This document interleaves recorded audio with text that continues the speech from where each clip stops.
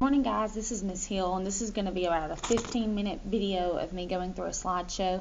I'm posting this for remote learners and for traditional learners. Now the traditional learners are going to get an overview of this during class when they come to school this week. But remote learners, it's a very important slideshow for when we do return back to school so that you know what to expect when you come into the classroom. So it's really important that you watch this and try to remember some of these things that we're going to talk about. Now this first slide is for my homeroom children only. The first thing that you're going to do when you come in the door is I'm going to be at the door ready to check your temperature. Once you get your temperature checked and you're clear to go, I'm going to send you to your desk silently and let you unpack your things. Once everyone gets in the room, I'm going to ask who needs breakfast. I'll hand out your breakfast to you. You'll sit and eat silently. Okay, it's very important that we are silent during morning time because we have a lot to get done in a very little amount of time. While you're eating, I'm going to get a breakfast count for everyone that got breakfast, and then I'm going to get you to raise your hand and let me know who needs lunch from the school that day so I can get a lunch count. I'm then going to call attendance while you're finishing eating. I'll call you up to my desk one at a time to see if you need to turn in lunch money, you need to turn in notes, or you need to turn in homework. Okay. Obviously, we don't have homework this first week, but we will eventually. So lunch money, all lunch money needs to come to me in the mornings when I call you and ask for it. Lunch money needs to be in a bag or an envelope from your parents with your name and how much money is in it, and I'll take that up first thing in the morning when I call for you. After I'm done doing all that, we will throw all of our trash in the hallway trash can, the big trash can in the hallway. All of our trash will go in there. And then I'll send you a few at a time to put your backpacks up in your lockers because you do have lockers this year. After all of that is done, all of our trash is done, breakfast is done, attendance, notes, lunch money, then I'm going to allow you to get out your Chromebooks. Lunchtime homeroom, you will eat in your homeroom class. So if you're in Miss Hill's homeroom, you will eat lunch with me in my room. If you're in Miss Swafford's homeroom, you will eat lunch in Miss Swafford's homeroom. Now, Miss Swafford might have a different way of doing things during lunch, but when you're eating lunch in my classroom, the trash is always going to go in the big trash can in the hallway, and you're not going to be able to go throw your trash away whenever you want. You're going to wait to be called on, and I'll let you know when it's time to go throw trash away. When we get food, I will be handing you your food so that we're not all reaching in the bag and getting germs in the bag. I'll hand you your food that you got, and you'll eat at your desk quietly. Now, we are going to be able to talk during lunch, but we're going to be at a low volume level, okay? Somewhere between a whisper and a normal talking voice, somewhere between there, okay? We're not going to share food this year. We're not going to save food and put it in our backpacks this year, okay? So if you don't finish your biscuit in the morning, you can't hand it to your neighbor. No sharing food. Once you have touched it, it's yours, and then it goes in the trash can. You can bring bottled water or bottles of water to school each day. If you know that you get very thirsty during the day, you might want to bring 2 because there are no water fountains, so you won't be able to get a refill throughout the day. Also remember that we can't just go to the bathroom whenever we want, so make sure that you're not drinking so much that you need to go to the bathroom very often. Your water bottle must have a lid, and we will put your name on it at school to make sure that no one drinks after you.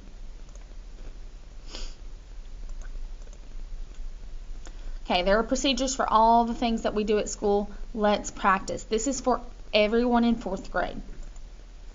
Your masks have to be on all the time, okay? Now, we will have mask breaks throughout the day, but you cannot take your mask off unless I tell you to or unless you come and talk to me or Miss Swafford first, okay? Your mask has to cover your nose and your mouth.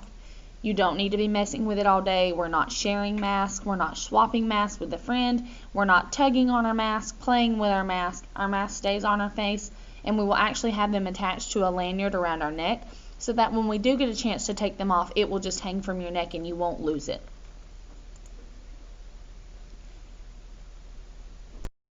Now, in Miss Hill's classroom, we have different ways of raising our hand. When you raise your hand and you hold up the number 1, it means that you need help or that you have a question. If you raise your hand and you hold up the number 2, it means, Miss Hill, I need to leave my desk. I need to throw something away. I need to sharpen my pencil, or I need to get a tissue. If you raise up your hand and raise the number 3, it means that you need to leave the room for either the bathroom, the nurse, or the counselor. Inside your binder, you will have a popsicle stick that is animal print, and it will have your number on it. Every time that you have to leave the room, you will take out the popsicle stick out of your clear folder, and you will take it with you to the out of the room bucket that's going to be sitting on the edge of my countertop. You'll leave your popsicle stick in the bucket while you're gone. When you come back, you'll pick your popsicle stick back up and put it in your clear pouch again. Now the reason that you're going to do this is so that I can look in my out of the room bucket and I can see exactly who's out of the room. There are different volume levels, and these will be hanging on the board, and I actually have lights that will light up next to them in these colors so that you'll know what volume level you should be on when you should be on it. So in the hallway, in the bathrooms, changing classes, during morning time when we're getting all that work done, while you're working alone, and while you're taking tests, you're going to be on red, level 0, which is silence. That means you cannot talk. If you need me, you'll raise your hand and hold up that number 1 or number 2 or number 3, depending on what you need. When you're doing partner work, or at the end of the day when you're waiting to go home to the buses or to the cars, you may be at a level 1, yellow, which is whisper. Now we all know how to whisper. Very quiet, only one person should be able to hear you. Group work, lunch, and small group, you're going to be at a low flow. It's just a little bit above a whisper, little louder than a whisper. Maybe 2 or 3 people can hear you. Level 2, which is green, is a low flow. When you're outside or when you're presenting something to the class, you can be at a level 3 blue, which is loud crowd. That means you're using your speaker voice. My homeroom will be able to get their Chromebooks in the morning when I let them, after we have done all of our morning routine. Every single day before you go home, you will be responsible for putting your Chromebook up exactly where it goes and plugging it on charge. If you don't plug your Chromebook on charge every day, you can lose your Chromebook and you won't be able to work on it anymore. We've got to make sure we're taking care of our Chromebooks and being responsible for them, or we won't get that privilege anymore. There is a hanging, colorful folder beside my board on the side of the classroom. When your work is done, it's completed by you. You have your name and your number at the top, and it's your best work. That's when you're ready to turn in your work. You may leave your desk to do that as soon as you get done with your work. It's going to go in either the folder that says math, if you're doing math, or in science, if you're doing science. If your work is late, or if you know it's going to be late, you need to talk to me about that, and I'll let you know what I want you to do with your work when it's finished.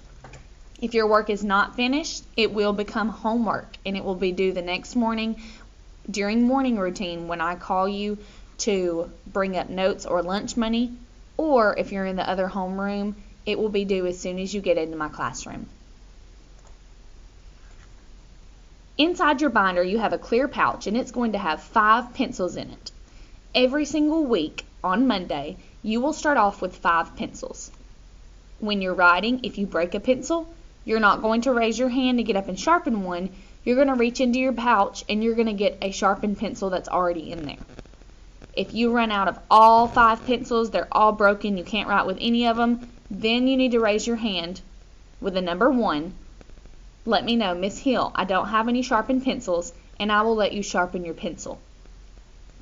Now at the end of the week, on Friday, if you still have all 5 of your pencils, you haven't lost any, you've kept up with them, you're going to get a candy reward on Friday, okay? Just for being responsible, just for keeping up with all 5 pencils.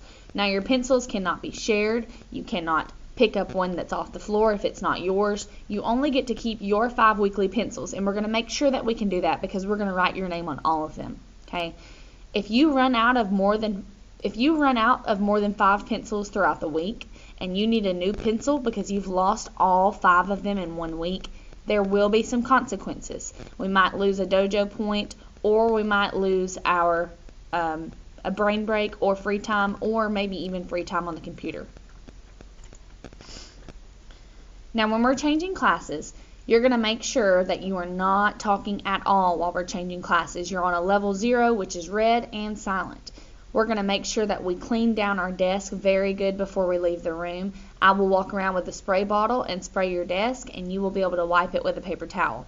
When you leave, you're going to take all of your things with you. We're not going to leave jackets or water bottles or pencils or binders in my room when you go to Miss Swafford's room. You're going to make sure you take it all with you. At the end of the day, it's going to be a little bit different because we're not all going to walk up to the buses together, and we're not all going to dismiss to car line at the same time. We're going to clean up my room and sit and wait very quietly at a low flow while we're waiting to go home. Low flow or a whisper. Now, everything's going to be packed up. We'll clean up my room. This is when you'll put your Chromebooks up and put them on charge when I ask you to do so. And then we're going to wait until they call us over the intercom, and they're going to call one bus at a time. When your bus is called, I will let you walk up through the hall. You're a level 0 on silence in the hall, and you'll walk all the way to the bus.